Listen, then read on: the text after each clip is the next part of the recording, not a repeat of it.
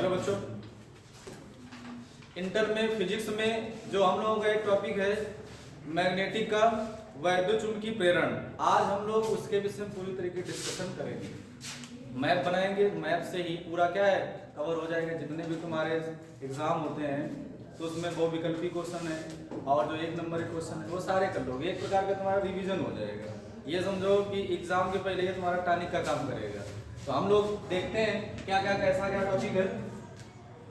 तो बात करते हैं वैद्युत चुंबकीय प्रेरण। ये जो वैद्युत चुंबकीय जो प्रेरण है ये मैग्नेटिक का चौथा चैप्टर है, ठीक है। और सब स्टेप बाय स्टेप कई सारे वीडियो पड़े भी हुए हैं, उसमें अपना तुम लोग देख सकते हो। देखो बात करते हैं सबसे पहले क्या चुंबकीय फ्लक्स की। इसमें जो मिलेगा चुंबकीय फ्लक्स क्या होता है। देखो जो हमारी चुंबकीय बल रेखाएं होती हैं, जब ये किसी पर्टिकुलर एरिया से गुजरती हैं तो उनका जो एक ग्रुप बन जाता है। तो इस ग्रुप को रियल में क्या कहते हैं, चुंबकीय फ्लक्स। फ्लक्स का मतलब एक ग्रुप हुआ करता है। फिर भी अगर तुम्हें परिभाषा लेके लिखोगे क्या पेपर में, अगर लिखना है तो चुंबकीय फ्लक्स का लिखोगे कि मान लो कोई एक पर्टिकुलर हमारा एरिया है जिसका क्षेत्रफल क्या है ए, इससे हमारी क्या निकल रही है चुंबकीय बल रेखाएं निकल के जा रही हैं। अब क्या है जो इसका और ये कैसा है लंबवत है, रेगुलर कैसा है लंबवत तल, अर्थात कह सकते हो जो चुंबकीय क्षेत्र है बी और जो तल है अर्थात जो क्षेत्रफल है इसके अदिश गुणन को क्या कहते हैं चुंबकीय फ्लक्स कहते हैं। चुंबकीय क्षेत्र बी तथा इसके लंबवत तल के अदिश गुणन को क्या कहते हैं चुंबकीय फ्लक्स कहते हैं। इसे फाई से व्यक्त करते हैं। ये हमारी अदिश राशि होती है। डॉट हटाते हैं तो क्या आता है cos थीटा आता है। मात्रक अगर बात किया जाए तो मात्रक क्या हो जाएगा वेबर हो जाएगा। अब देखो ये चुंबकीय फ्लक्स है, इसी का पूरा काम है। चुंबकीय फ्लक्स में कुछ चेंजमेंट होगा, कम ज्यादा होगा तो कुछ ना कुछ जरूर जनरेट होगा। याद रखना ये बात समझा किसने, हमारे फैराडे जी थे। तो फैराडे ने वैद्युत चुंबकीय प्रेरण की खोज की 1831 में। तो इलेक्ट्रोमैग्नेटिक जो खोजा है किसने खोजा है 1831 में हमारे फैराडे जी ने खोजा है। मतलब ये हमारे जो ब्रिटिश या अंग्रेज हैं तो ये अंग्रेज साइंटिस्ट हैं तो इन्होंने खोजा था।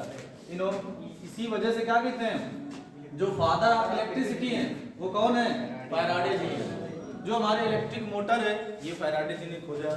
और वैद्युत चुंबकीय प्रेरण का जो नियम दिया ये भी इन्होंने खोजा है। जो हमारा इलेक्ट्रिक जनरेटर होता है वैद्युत जनरेटर या वैद्युत जनित्र ये भी किसने खोजा फैराडे जी ने खोजा। जब इलेक्ट्रिक की खोज पहले की जा चुकी थी 1752 में, अर्थात जो हमारे बेंजामिन फ्रैंकलिन जी थे उन्होंने ये खोज कर दिया था इलेक्ट्रिक की खोज, लेकिन रियल में ज्यादा बातें बताया किसने फैराडे जी ने। तो तभी हम लोग फादर ऑफ इलेक्ट्रिसिटी किसको मानते हैं फैराडे जी को, और पहले हमारे बेंजामिन फ्रैंकलिन जी थे। देखते हैं वैद्युत चुंबकीय प्रेरण क्या होता है। ये क्या था कि एक दिन ये अपना खोज करने में जुटे थे, मतलब क्या एक कुंडली लिए हुए थे। इन्होंने सबके विषय में स्टडी किया। जैसे हमारे पहले जो वैज्ञानिक थे जिनका नाम था क्या ऑर्नेस्ट जी, तो इन्होंने बताया था जब किसी चालक तार में धारा भेजते हैं तो जब चालक तार में धारा जाती है तो उसके चारों तरफ क्या उत्पन्न होता है चुंबकीय क्षेत्र उत्पन्न होता है। तो चुंबकीय क्षेत्र उत्पन्न हो गया। अब क्या जब इन्होंने देख लिया कि चुंबकीय क्षेत्र उत्पन्न हो रहा है तो इन्होंने कहा कि अगर हम धारा में चेंजमेंट कर रहे थे तो चुंबकीय क्षेत्र उत्पन्न हो रहा है, अगर चुंबकीय क्षेत्र में अगर हम परिवर्तन करें, अर्नेस्ट जी ने कहा कि अगर हम धारा भेजते हैं तो उसके चारों तरफ क्या उत्पन्न होता है चुंबकीय क्षेत्र। धारा के मान में अगर परिवर्तन भी करें तो इन्होंने सोचा क्या उल्टा नहीं हो सकता है। उन्होंने क्या किया चुंबकीय क्षेत्र में परिवर्तन करना चाहा और सोच रहे धारा बनेगी नहीं बनेगी, और वो कर भी रहे थे। बहुत परेशान हो गए थे, वो हो ही नहीं पा रहा था। तो क्या जो अपनी मोटर एक लिए हुए थे कुंडली, तो कुंडली को गुस्से में आकर उन्होंने क्या कर दिया फेंक दिया। जैसे फेंक दिया तो एक धारा मापी लगी हुई थी, तो धारा मापी में क्या उसकी जो सुई में विक्षेप हुआ, उसकी सुई में हल्का सा विक्षेप हुआ। तो उन्होंने भी सोचा कि जरूर, पहले तो वो समझ नहीं पाए, तो सोचा कि ये लगता है कि जो धारा मापी की सुई थी हल्की सी विक्षेपित हुई थी। तो इन्होंने क्या किया दोबारा उठा के लाए और दोबारा फिर फेंका। मतलब उनका एक मैग्नेटिक फील्ड पहले से था और उसमें उन्होंने कुंडली फेंका था। मतलब वो गुस्से में आकर फेंक दिया था, क्योंकि 1825 से इन्होंने खोजना चालू किया था, तब से कहीं 1831 में इनको सफलता मिली थी। तो काफी भरसक प्रयास भी किया। फिर इन्होंने जब दोबारा इसे फेंका कुंडली को, तो देखा कि सूर्यमुखी भी छेद हुआ है। फिर उन्होंने सोचा कुछ ना कुछ है, तो फिर उन्होंने क्या है, जो कुंडली लिया और चुंबकीय क्षेत्र उनमें चेंजमेंट करना चाहा, और जैसे चेंजमेंट करना चाहा तो एक धारा बनने लगी। तो तभी इन्होंने क्या किया, उन्होंने बताया कि जब क्या करते हैं, किसी कुंडली और चुंबकीय क्षेत्र में आपेक्षिक गति कराते हैं, कोई कुंडली ले लें और चुंबकीय क्षेत्र के बीच क्या कराएं, आपेक्षिक गति कराएं। जैसे तुमने पढ़ा होगा, जो हमारे जनरेटर होते हैं उसमें आर्मेचर कुंडली होती है, और इधर हमारे क्या होते हैं, चुंबक हुआ करते हैं, नहीं? तो इन्होंने इसमें आपेक्षिक जब इसमें गति कराते हैं तो एक धारा बनती कि नहीं बनती है, प्रत्यावर्ती धारा, जो आगे हम लोग पढ़ेंगे भी जा करके। तो इन्होंने बताया कि जब किसी कुंडली तथा चुंबकीय क्षेत्र में आपेक्षिक गति कराते हैं तो एक धारा बनती है, जिसे क्या कहते हैं, प्रेरित धारा कहते हैं। तो खैर कई बातें इन्होंने बताया, देखते हैं। तो वैद्युत चुंबकीय प्रेरण किसे कहते हैं? तो वैद्युत चुंबकीय प्रेरण क्या है, जब किसी कुंडली तथा चुंबकीय क्षेत्र में आपेक्षिक गति कराते हैं तो एक क्या उत्पन्न होती है, एक धारा उत्पन्न होती है, इसे प्रेरित धारा कहते हैं, और इस घटना को वैद्युत चुंबकीय प्रेरण कहते हैं। परिभाषा याद हुई? परिभाषा ये तैयार भी रखना है। जब किसी कुंडली तथा चुंबकीय क्षेत्र में आपेक्षिक गति कराते हैं तो उसमें एक धारा उत्पन्न होती है, जिसे प्रेरित धारा कहते हैं, और इस घटना को क्या कहते हैं, वैद्युत चुंबकीय प्रेरण कहते हैं। और वैद्युत चुंबकीय प्रेरण के विषय में जो फैराडे जी ने वैद्युत चुंबकीय प्रेरण संबंधी कितने नियम दिए, 2 नियम दिए 1831 में। प्रथम नियम को हम लोग क्या कहते हैं, न्यूमैन का नियम भी देते हैं। द्वितीय नियम को लेंथ का नियम भी दे देते हैं, क्योंकि उन्होंने बताया था। प्रथम नियम में क्या बताया कि जब किसी चुंबकीय फ्लक्स में, डेल्टा पाई का मतलब चुंबकीय फ्लक्स में परिवर्तन करते हैं, याद रखना, जो चुंबकीय फ्लक्स में अगर चेंजमेंट होगा तो जरूर कहीं ना कहीं धारा बनेगी या वोल्टेज का जनरेट होगा। तो बताया कि जब किसी चुंबकीय फ्लक्स में समय के साथ क्या होता है, परिवर्तन होता है, या परिवर्तन की दर ऋणात्मक हो तो उसमें क्या उत्पन्न होता है, प्रेरित विद्युत वाहक बल उत्पन्न होता है। ई का मतलब ये वोल्टेज ही है, प्रेरित विद्युत वाहक बल, क्योंकि प्रेरित हुआ है। तो बताया कि क्या, जब किसी चुंबकीय फ्लक्स में परिवर्तन हो कितने, 1 सेकंड में, तो जो विभव उत्पन्न होगा उसे प्रेरित विद्युत वाहक बल कहते हैं। इसका मात्रक क्या होता है, वोल्ट होता है।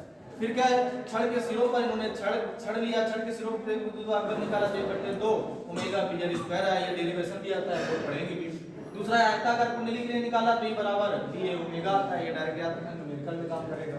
और बहुत सारे इन्होंने भी अलग अलग टाइप की छड़े लिया था, अलग अलग प्रकार की कुंडलियां लिया था, और उसमें इन्होंने आपेक्षिक गति कराया था। तो ये ज्यादा पेपर में आता है। नेक्स्ट द्वितीय नियम क्या है, द्वितीय नियम ऊर्जा संरक्षण के नियम को व्यक्त करता है। इसमें बताया गया, ये नियम याद रखना दिशा पर आधारित है, ये बताता है कि जो प्रेरित धारा है वो किधर जा रही है। दूसरा नियम पर्टिकुलर किसके लिए, दिशा के लिए, जो प्रेरित धारा उसकी दिशा क्या होगी। उन्होंने बताया कि किसी कुंडली में जब क्या है, हमारी प्रेरित धारा जो उत्पन्न होती है वह उसी का विरोध करती है जिससे ये उत्पन्न होती है, ये बताया।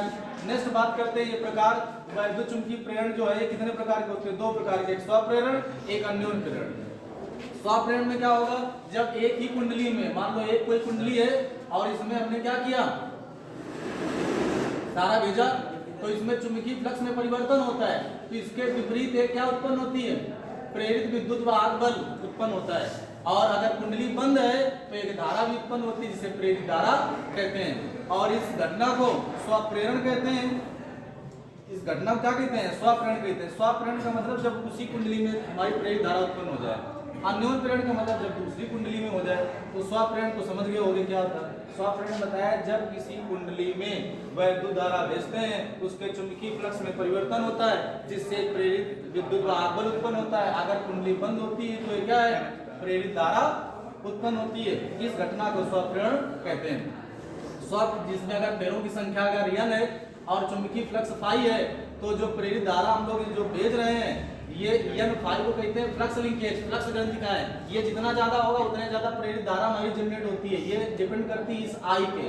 तो क्या हो जाएगा I, तो n फाई, अगर क्रमानुपाती हटाओगे तो एक नियतांक आ जाता है, जिसे क्या कह देते हैं, प्रेरण स्वप्रेरण गुणांक कहते हैं इसे यल से शो करते हैं, इसका मात्रक हेनरी होता है। इस तरीके ये हम लोग निकालते हैं, ई के संबंध में निकालते हैं। कुंडली में संचित स्थिर ऊर्जा भी निकालते हैं, U बराबर 1/2 L I स्क्वायर, ये होता है डायरेक्ट फार्मूला यूज होता है न्यूमेरिकल के लिए। और जो हमारे प्रेरक प्रेरक माने जो स्वप्रेरण है, इनका क्या श्रेणी क्रम में भी जोड़ सकते हैं, तो L बराबर L1 प्लस L2 इस तरीके निकलता है। अगर समांतर क्रम में जोड़ोगे तो 1/L बराबर 1/L1 प्लस 1/L2, ये हमारा क्या होता है निकल कर आया करता है। और भी चीजें याद रखना है, धारावाही लंबी परिनालिका के लिए स्वप्रेरण जो स्वप्रेरण होता है कितना, L बराबर mu naught N square A/L आता है, ये डेरिवेशन भी है। और ये ज्यादा पेपर में आता है तुम्हारा एक समतल वृत्ताकार कुंडली के लिए स्वप्रेरण गुणांक L बराबर कितना, म्यू नॉट पाई N स्क्वायर R/2, ये डायरेक्ट तुम्हें क्या करना है याद रखना है। अन्योन प्रेरण की बात करते हैं, अन्योन का मतलब अन्य कोई दूसरा। जब एक कुंडली में हम लोग क्या करेंगे, एक कोई कुंडली ले लेंगे और इसमें हम लोग क्या करेंगे, धारा भेजेंगे। तो जब धारा भेजेंगे तो इसमें चुंबकीय फ्लक्स में परिवर्तन होगा, चुंबकीय फ्लक्स रेखाएं गुजरेंगी। और एक हम लोग क्या करेंगे, इसके पास में दूसरी कुंडली लेकर रखते हैं और इसमें हम लोग धारा मापी लगा के रखते हैं, सुई लगी रहती है।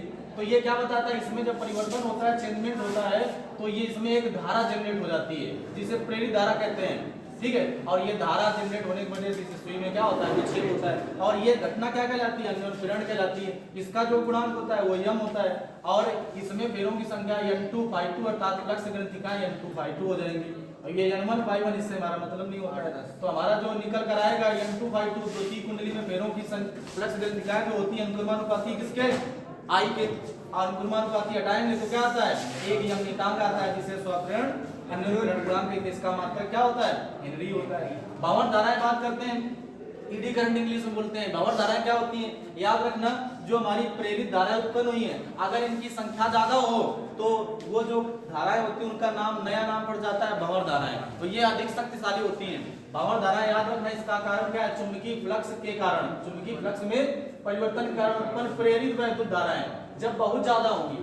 अगर हल्की है तो केवल प्रेरित धाराएं, जब इनकी संख्या ज्यादा बढ़ जाती है अर्थात चुंबकीय फ्लक्स में परिवर्तन बहुत ज्यादा होता है, तो जो प्रेरित धारा बनती है वो प्रबल हो जाती है, शक्तिशाली हो जाती है, जिसको क्या कहते हैं, भंवर धाराएं कहते हैं। इसका उपयोग हम लोग क्या में करते हैं, दोलन धारा मापी में होता है। प्रेरण जो भट्ठी होती हैं उनमें धातुओं को गलाने में करते हैं, और प्रेरण मोटर कह सकते हो। और जो हमारी रेलगाड़ी में, ट्रेन में जो हम लोग ब्रेक लगाते हैं वो भंवर धाराओं के कारण ही संभव है।